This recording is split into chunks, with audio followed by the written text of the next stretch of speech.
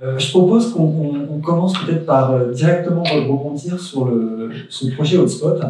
Moi, j'aimerais, par exemple, que Yazid, tu nous dises, depuis le terrain, en quoi ce type de dispositif t'a paru pertinent pour vous aider ou pas à prioriser vos actions, et en quoi, depuis le terrain, tu penses que ce type d'initiative pourrait être nécessaire pour d'autres thématiques. Bonjour, on m'entend? Oui. Merci déjà pour l'invitation. Concernant, je me présente, Yazid Atala, donc je suis président d'une association qui s'appelle SED. SED, ça veut dire Santé et Environnement pour tous.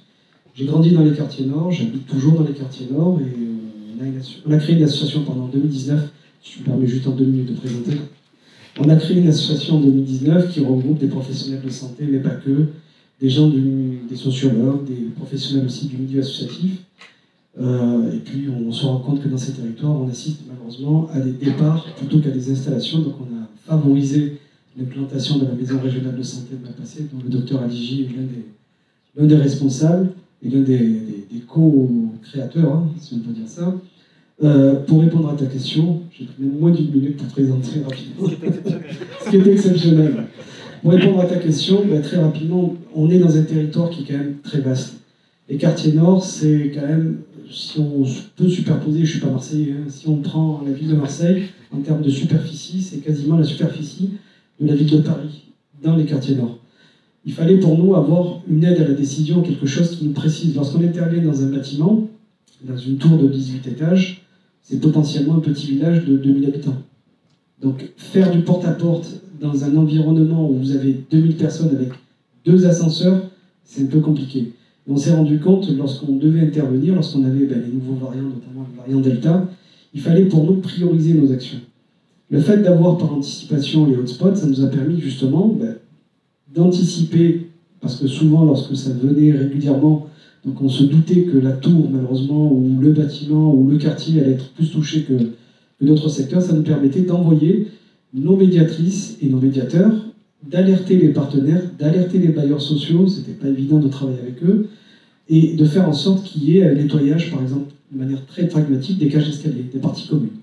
Ça nous permettait aussi d'installer des barnums en pied des secteurs, en pied des lieux de vie, des lieux de passage, pour faire de la prévention et d'écouter, premièrement, et d'entendre les familles qui nous disent oui, effectivement, le voisin, il a été touché, il envoie par exemple, parce qu'on a évoqué tout à l'heure la situation de grande vulnérabilité, précarité de ces territoires, il y a des familles, premièrement, ils n'avaient pas l'information de la contagiosité, qu'ils envoyaient leurs enfants à l'école, et nous, ça nous permettait de rattraper ces familles-là et de leur dire, gardez vos enfants et on va essayer de vous faire un portage d'aide alimentaire.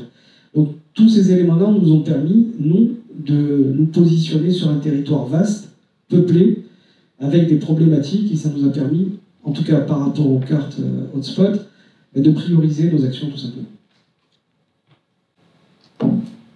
Merci. Et donc du coup, je me tourne vers Philippe. Est-ce que tu pourrais nous expliquer...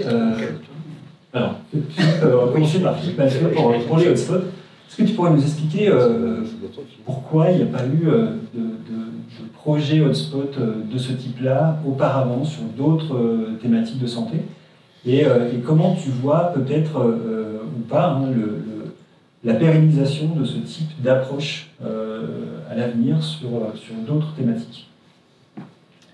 Alors, ça marche, faut que je mette très proche. Oui, donc merci de m'avoir invité, hein, c'est pas d'habitude. Pourquoi on n'a pas fait avant? C'est une vraie question d'ailleurs, il faut se poser, puisqu'on aurait pu, on n'y a pas pensé avant, ou on n'avait pas les liens et les collaborations qu'on a pu établir. Comme disaient mes parents, à toute chose, malheur est bon. Et donc le Covid a été un déclencheur de nécessité de travailler ensemble, de collaborer, d'échanger, de monter des projets innovants, puisqu'on se heurtait quand même à une problématique d'épidémie qui n'arrêtait pas de...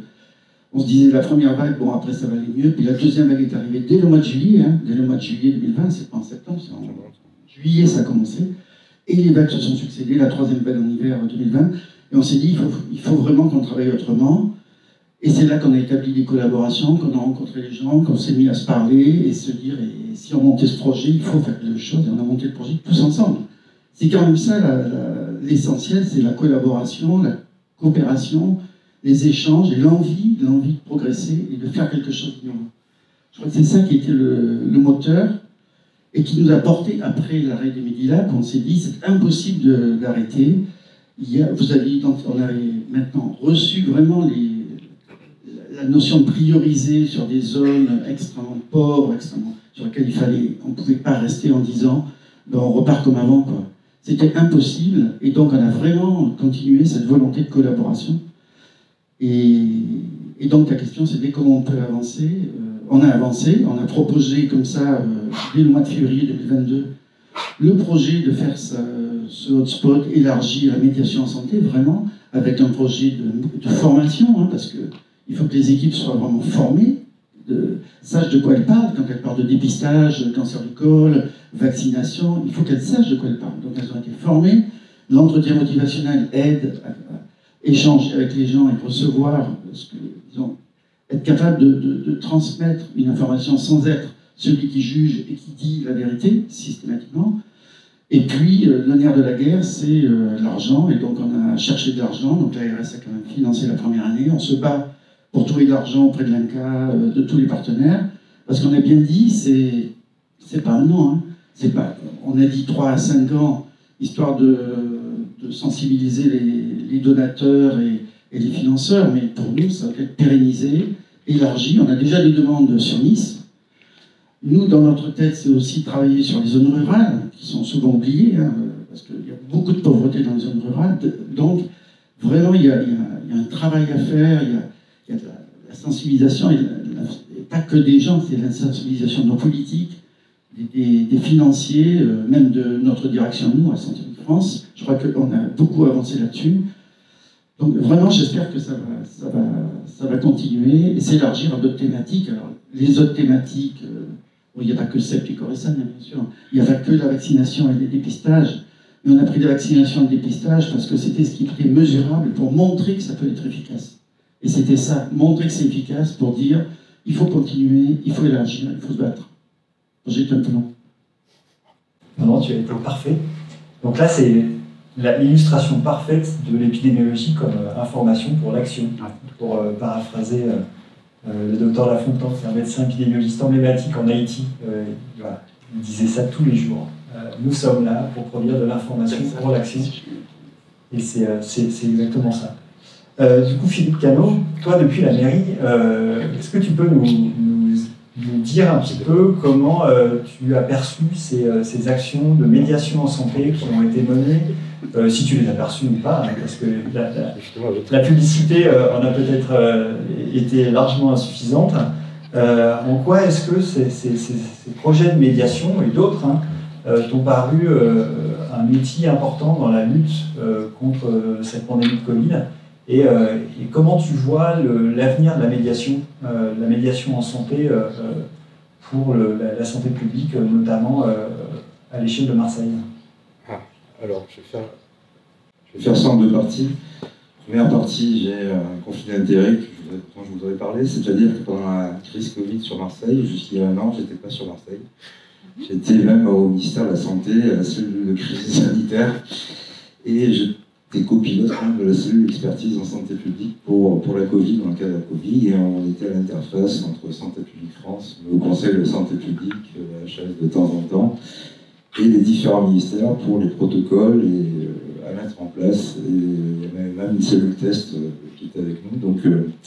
Donc les Medilac, c'est toi? Donc c'est pas moi les Medilac, c'était mon camarade de bureau, un bureau plus loin, mais ça faisait partie des discussions en fait qu'on avait en effet, puisque tous les jours on faisait un état des lieux. Alors l'état des lieux, c'était pas au niveau d'IRIS, on entend dire, c'était plutôt le PCI. On essayait de faire ça région par région pour des raisons différentes. La raison, c'était avoir des lits d'hospitalisation de réanimation, avec aussi de l'innovation, puisque le point d'avis civique qui a été fait, civique, c'est système d'information pour les victimes, c'était fait pour le terrorisme, et pour avoir une coordination entre le terrain pompier et l'hôpital, pour ne pas dénombrer 2 fois le même patient. Donc on a mis ça en place très rapidement. Donc, toute cette crise est quand même de l'innovation et de la réaction au plus rapide à tous les niveaux, que ce soit au militaire ou sur le terrain. Pour répondre à ta question, qui était, enfin moi, le triptyque qui a été évoqué, c'est-à-dire tenir compte des caractéristiques sociales et anthropologiques des gens, avoir des indicateurs pertinents à mettre à disposition et faire de l'aller vers pour amener vers, mais dans le cas qui a été nommé, on a amené les vaccins, mais d'une manière générale, aller vers pour amener vers et faire avec les associations et les patients, c'est de toute façon la base, pour nous, en tout cas, notre vision au niveau de la ville de Marseille, la base de l'intervention en santé publique qu'on peut proposer avec les associations, puisque on n'est qu'un relais en fait auprès de la population et des associations, mais c'est important. Donc, à travers ça, qu'est-ce qu'on peut porter nous? C'est essayer de promouvoir la formation de base, telle qu'elle a été définie dans le dernier rapport pour la santé publique de demain. C'est-à-dire avoir un socle commun pour tout le monde en termes de santé publique. On parle le même langage en fait, entre associatifs et pourquoi pas la population, de leur littératie en santé.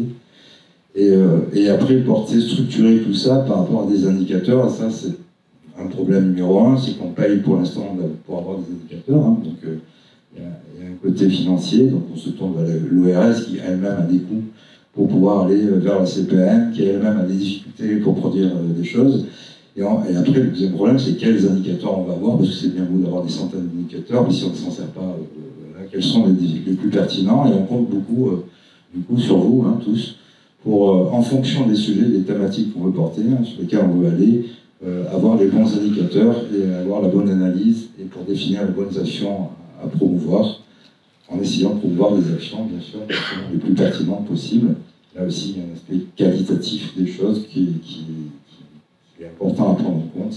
Donc on va vers ça, très clairement. On a fait une lettre de cadrage auprès des associations initiant cette démarche de plus de qualitatif. On ne veut pas non plus éteindre les actions qui naissent, pas du tout. Donc, dans le même esprit que ce qui a été présenté ce matin, c'est aussi les accompagner. Et ça, c'est important. Puis leur donner une chance de trouver des cofinancements pour aller plus loin. Donc, voilà. C'est un peu un résumé de ce qui s'est passé plus ce matin. Je ne fais que répéter. Donc vous êtes demandeur d'une sorte de plateforme qui mettrait à disposition des données de santé, des indicateurs de santé à l'échelle aussi fine que possible, notamment des IRIS. Notamment des IRIS, oui, c'est ce qui est fondamental. Il a parlé donc de cités, il a parlé d'habitants, mais enfin d'autres cités, c'est 6 000, voire 9 000 habitants. Donc on imagine que c'est plus que des villages, c'est des petites villes. Donc oui, les problématiques sont souvent très localisées et très disparates. On l'a répété plusieurs fois, et qu'on ait un logement ou pas un logement, en effet, des fois on a une même problématique. Donc c'est là qu'on voit que les travaux qu'on est en train de mener justement en collaboration avec la CPAM, notamment portant sur le géocodage des adresses des assurés sociaux et leur agrégation à l'échelle de ces quartiers, de ces IRIS, peut être une des briques qui permettra derrière de produire des indicateurs supplémentaires de consommation de soins, d'accès aux soins, même de santé. Ouais, c'est pour ça qu'on a plutôt tendance à parler d'aller vers pour amener vers plus que de médiation en santé, parce que la médiation en santé, c'est peut-être plus précis comme définition, et on va essayer de faire une journée, je ne sais pas si Michel Robirola va pouvoir passer, mais on va essayer de faire une journée sur la médiation en santé, en invitant les acteurs institutionnels, dont vous, moi je vais du côté, mais aussi les acteurs associatifs, surtout, pour redéfinir ensemble, en fonction du sujet, ça peut être de la réduction du risque, ça peut être de la santé pure, ça peut être de la santé mentale, et tout le monde n'a pas la même vision déjà de ce qu'est la médiation en santé, d'avoir une définition commune, alors même s'il y a une définition de la HS, mais une définition commune au moins locale, et partager une culture commune, et d'aller vers des actions les plus probantes, définir des indicateurs, je reviens sur ce que j'ai dit au départ, mais c'est un peu l'idée de lancer en fait ça, et faire connaître aux associations qui font de la médiation en santé, l'association qui est juste à côté, qui fait aussi de la médiation en santé, pour mettre tout ça en commun, parce que souvent le médiateur en santé arrive sur le terrain, est confronté à la problématique pour laquelle il n'était pas venu, très clairement, et il ne sait pas comment orienter la personne secondairement. Donc si on arrive à faire vraiment ce consortium, enfin je ne sais pas comment l'appeler, mais cette cartographie des acteurs vraiment, C'est pas la cartographie des structures accueillantes, hein, on est bien d'accord, c'est vraiment la cartographie des associations. Ok, je me tourne vers les techniciens. Est-ce que j'ai la possibilité de poser une question à Ashley, si elle est encore avec nous? Ok, Ashley, donc du coup, je voulais te proposer de nous préciser un peu ce que tu imaginerais comme socle de formation pour les médiateurs en santé. Qu'est-ce que tu penses nécessaire de créer?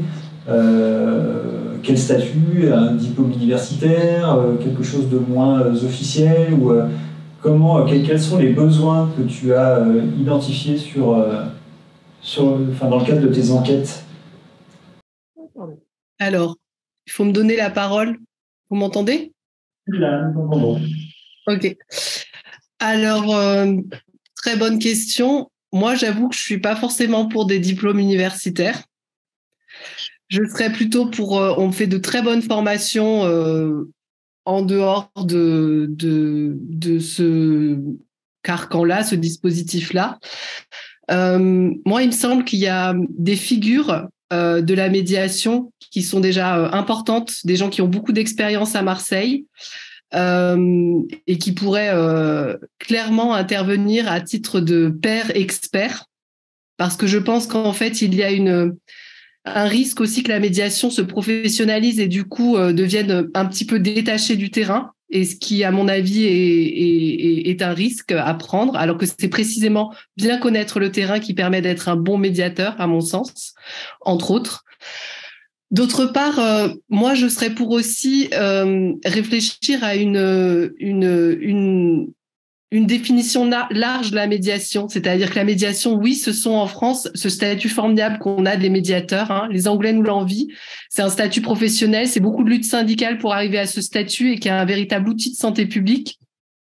Pour autant, la médiation, c'est aussi une posture professionnelle, c'est aussi une posture que certains médecins peuvent prendre, c'est une posture que prennent les infirmiers, et donc aussi réfléchir à la médiation dans un sens large. Et pourquoi pas interprofessionnel. Voilà quelques idées. Très intéressant. Yazid, je crois que tu voulais rebondir aussi sur cette question. Juste pour compléter le propos d'Ashley, en fait, nous on a pris la décision au sein de notre association de prendre des femmes et des hommes qui sont des personnes ressources issues de ces territoires et que nous avons formées. J'ai une petite anecdote à citer, une maman, comme elle aime à se définir, qu'on a formée, qu'on a pris en charge, qui n'a jamais eu de diplôme, jamais. Donc elle n'a même pas eu le brevet, donc elle a eu une éducation qui a été un peu compliquée, et on l'a formée dans le cadre des équipes Medilac. Elle a eu un diplôme qui a été remis par l'UFSI de la CAPLET, celui dans le cadre de tester RT protégé, et elle a pleuré. Elle a pleuré parce que ça l'a valorisé. On a même organisé une remise officielle de son diplôme en famille, donc ça a été un moment très festif pour nous. Mais ça a été un moment très révélateur parce que ça lui a donné une force de continuer, une envie de nous ramener des gens qu'on ne voyait pas. J'insiste sur un terme qu'on a peut-être oublié, les invisibles. Il va falloir les rendre visibles. Et ça, si on professionnalise trop en mettant un niveau d'études, je pense qu'on restera simplement dans ce qu'on a toujours fait, c'est-à-dire ne pas regarder les personnes et ne pas avoir les éléments pour pouvoir aller chercher ces personnes. Moi, je me souviens aussi d'une autre anecdote où nous avions François Crémieux, parce que, juste pour... J'ouvre une parenthèse et je ferme. Durant cette période, on a eu un alignement des planètes qui a fait que des personnes pouvaient côtoyer un directeur général de la PHM. On pouvait côtoyer des marins-pompiers sur un même site, travailler avec la mairie, travailler avec des associations. Et la petite anecdote, c'est que nous avions François Crémieux qui venait de prendre ses fonctions, qui est venu nous voir à un centre de vaccination éphémère que nous avions mis en place à Herbel, juste à côté d'un point de deal. Donc nous étions présents en train de vacciner des personnes, et il y avait une personne qui ne voulait pas se faire vacciner, donc la médiatrice l'a interpellé à la Marseillaise, descend un peu, et il venait d'arriver, donc il n'avait pas l'habitude de la culture marseillaise, on va dire. Ça l'a pas choqué, mais lorsqu'il a posé la question aux gens qui étaient présents sur leur vision qu'ils avaient de l'hôpital, il a été servi, puisque la plupart lui ont fait part de tout ce qu'ils n'aimaient pas dans l'hôpital, et ça lui a permis justement de mettre en place des process qui, j'espère, amélioreront la qualité de prise en charge des patients. Et voilà, pour moi, la médiation en santé, c'est vraiment redonner, tu disais tout à l'heure, faire avec. Pour moi, c'est essentiel, et faire avec, c'est se dire que même si on n'est pas diplômé, on est en capacité d'aller voir les gens et parler avec eux et avoir le même discours. Okay, et je vais poser une dernière question plutôt à nos collègues de Santé publique France, du coup, qui sont un peu les gardiens du temple des données probantes. Question un peu provocatrice. Est-ce qu'on a, au jour d'aujourd'hui, encore besoin de prouver que l'aller vers, ça fonctionne? Est-ce que pendant combien de temps on va devoir encore sans arrêt rester dans des projets pilotes devant faire leurs preuves pour peut-être un jour aboutir à une pérennisation? Je crois qu'Ashley veut rebondir. Oui, en fait, j'ai pas osé le dire, mais c'est très bien que tu le passes. En fait, depuis plusieurs années, on documente aussi au LASA la manière dont, si vous voulez, une évaluation constante et des projets à court terme dans le cadre des politiques d'évaluation publique, en fait, constituent véritablement des freins pour en fait mettre en place des actions publiques efficaces et sur le long terme. Et oui, j'ai envie de vous dire, en fait, ça date des années SIDA, en fait, l'aller vers, ça date même d'avant. Je crois que c'est dans les années 50 qu'on a commencé à faire la santé communautaire et qu'on s'est posé ces questions-là. Oui, ça fonctionne. Et oui, effectivement, pourquoi pas financer aussi des actions, en fait, sur le long terme. Philippe Cano. Alors, pour apporter de l'eau au moulin, en fait, il y a 2 jours ou 3 jours, la Cour des comptes a donné un rapport donc, sur la vaccination Covid avec 6 recommandations. La 4e recommandation, c'est de faire du aller vers. Ça a 2 jours. Oui, faire du aller vers, et puis c'est ramener vers, hein, c'est-à-dire ramener les gens vers les structures de santé, parce qu'on ne peut pas aller mettre des médecins partout derrière chacun. Donc, il faut guider ces personnes vers les endroits. C'est ce que vous faites, hein, vous allez vacciner auprès d'eux, ou alors vous les ramenez vers les rendez-vous pour les mammographies, les rendez-vous pour vous les ramenez vers les pharmacies pour reporter les tests, etc.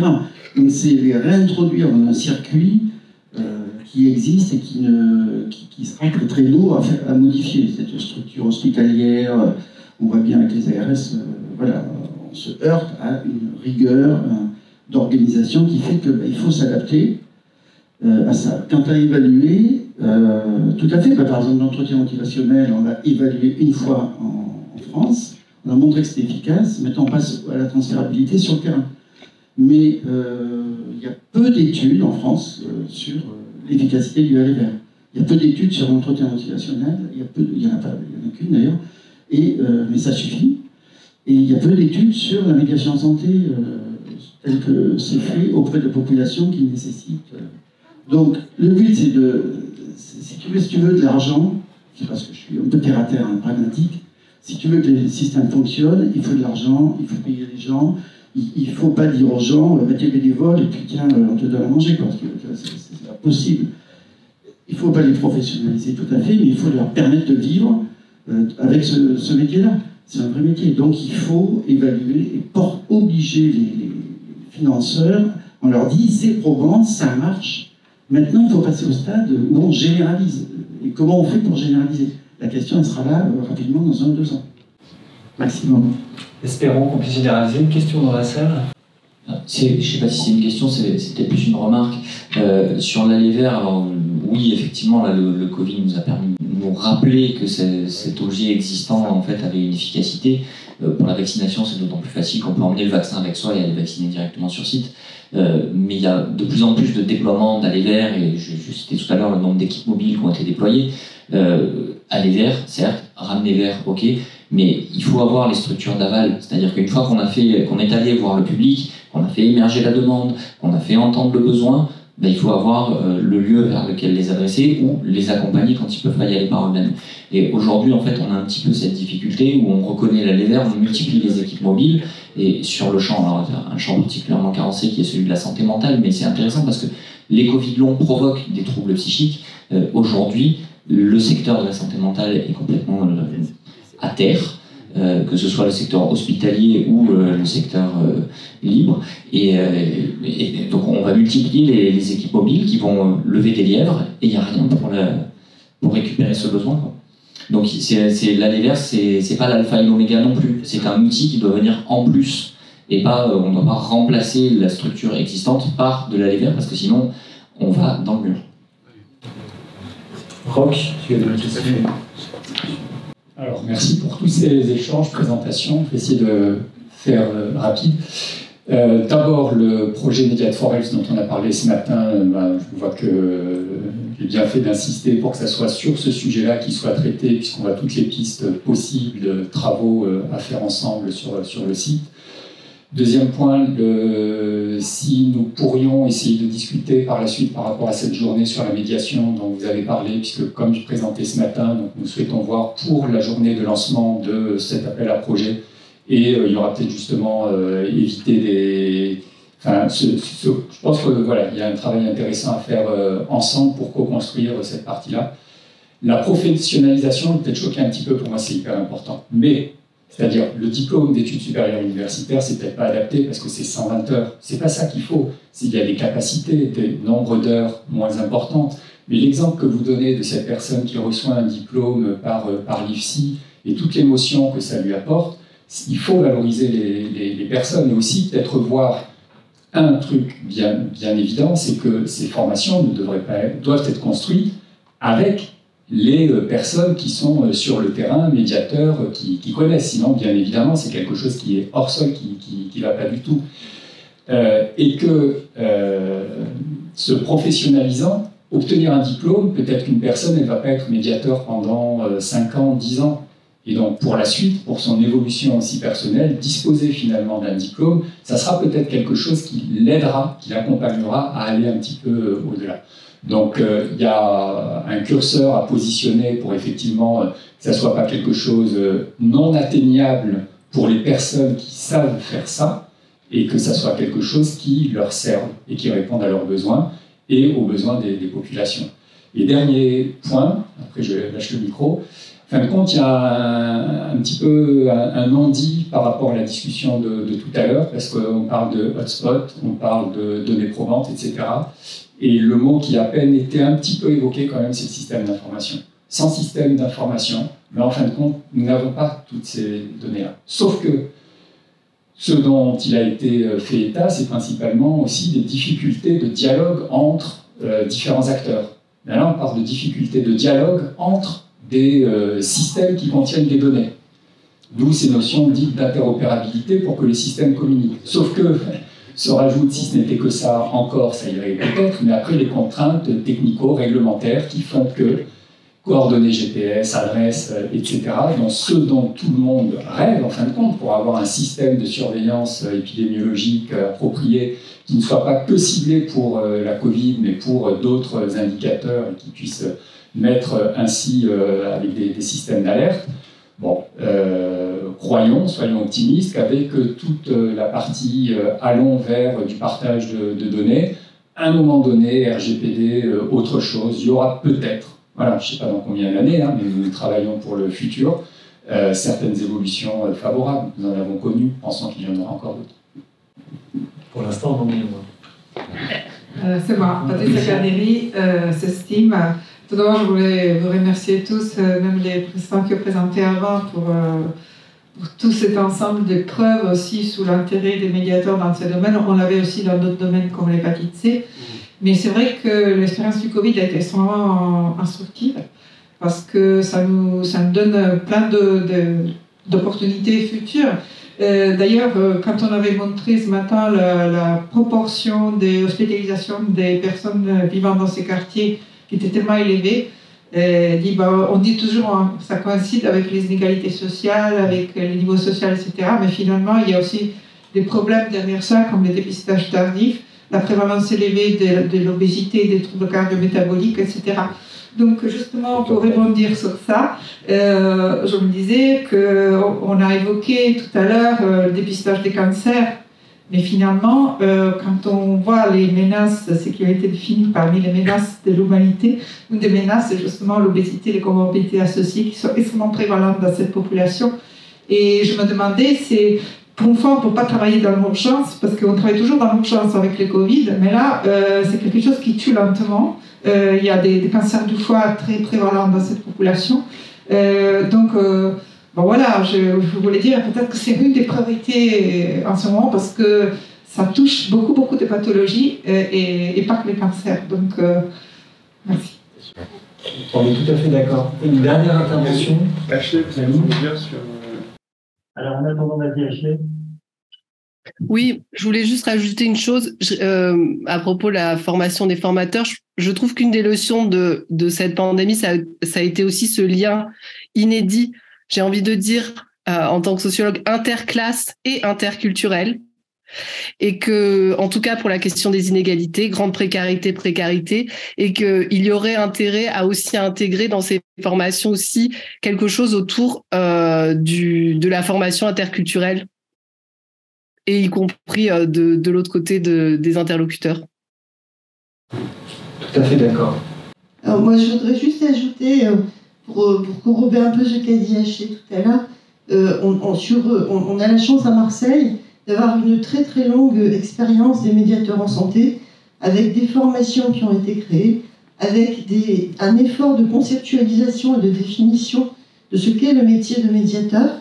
Alors ce n'est pas forcément des choses qui sont publiées dans des revues Impact Factor, hein, c'est beaucoup de littérature grise, et je pense que ça serait dommage de repartir de zéro et de réinventer l'eau chaude, alors qu'on a quand même une matière très très riche localement, et dont on pourrait bénéficier et peut-être progresser donc, dans le but de ces formations futures. C'est un très bon point. Yazid, le mot de la fin, tu avais quelque chose à rajouter? Juste pour rebondir sur ce que vient de dire Cyril, je te rejoins pleinement. Le gros souci qu'on a actuellement, notamment dans notre action de médiation, c'est l'offre de soins. Actuellement, dans le 16e arrondissement, on vient de perdre un centre de mammographie. Dans le 14e arrondissement, 90 000 habitants, on n'a qu'un seul centre de radiographie. Donc effectivement, on va vers des personnes, mais les ramener vers quoi, vers où?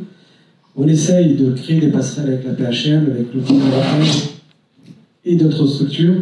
Mais oui, c'est très très difficile lorsqu'on se rend compte qu'on n'a pas une offre de soins qui est en face. Ok, ben merci à tous. On va s'arrêter là pour cette session.